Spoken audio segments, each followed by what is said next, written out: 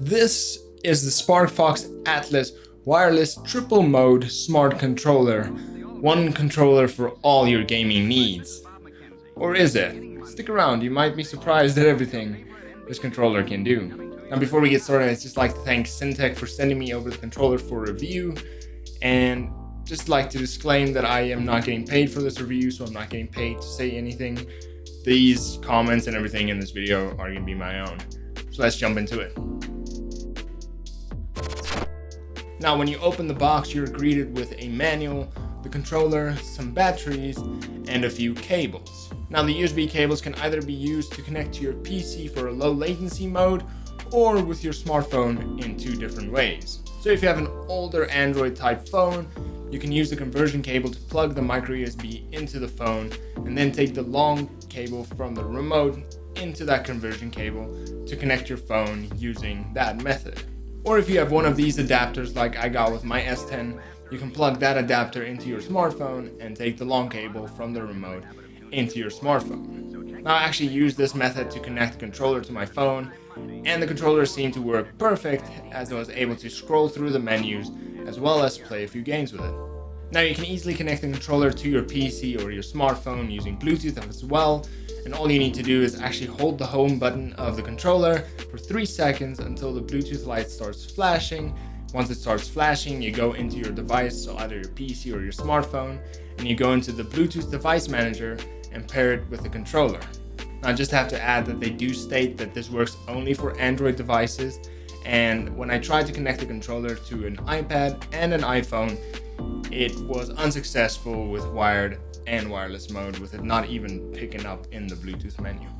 Now of course you can also connect this controller to your PC using the included dongle, which makes use of a 2.4G connection, as well as connect to an Xbox One if you're streaming to a PC. Now when it comes to the look and feel of this controller, it does look a lot like an Xbox controller, and even features the same button mapping with the X, Y, A and B buttons.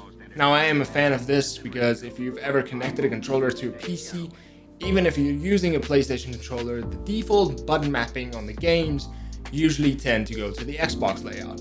And if you're someone like me and you don't know exactly where all the buttons are of an Xbox controller, you tend to have to try and remember where the A, B, X and Y keys are.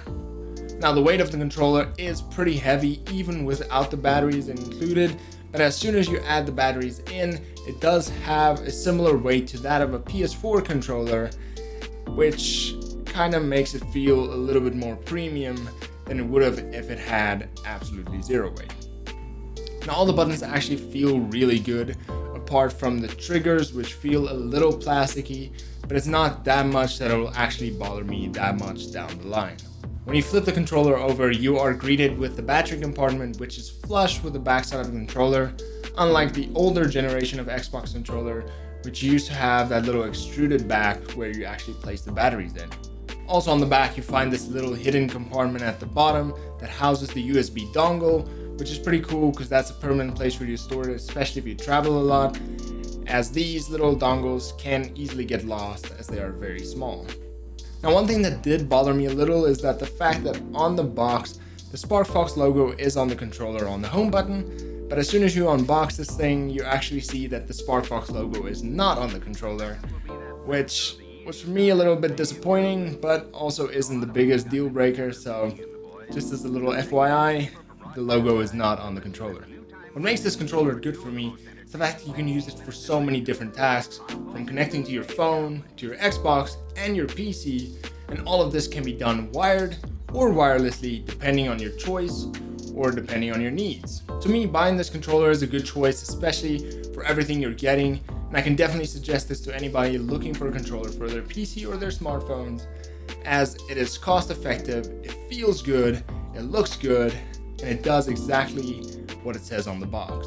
And that is it for today's video. I hope you guys enjoyed it. I hope you guys learned something, and if you did, please leave a like, subscribe, and also tell me down in the comment section below, do you use controllers for certain games on PC, or do you not like using controllers at all? And as always, if you have any more questions on this video or other videos or anything related to streaming tech, you can catch me live while I stream on Twitch every Monday, Wednesday, and Friday afternoon at 8 p.m. South African Standard Time, which is GMT+2.